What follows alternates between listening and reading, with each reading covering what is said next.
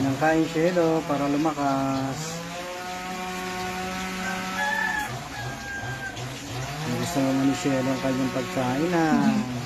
Nagustuhan niya. Kahapon na ayaw kumain eh. Oh. Very good si Cielo ko eh. Oh. Nilagang karne ng baka. Nagustuhan niya yung sabaw. Very good. Lalakas si Cielo ko. Saka malunggay. Oh. Lulusog si Cielo.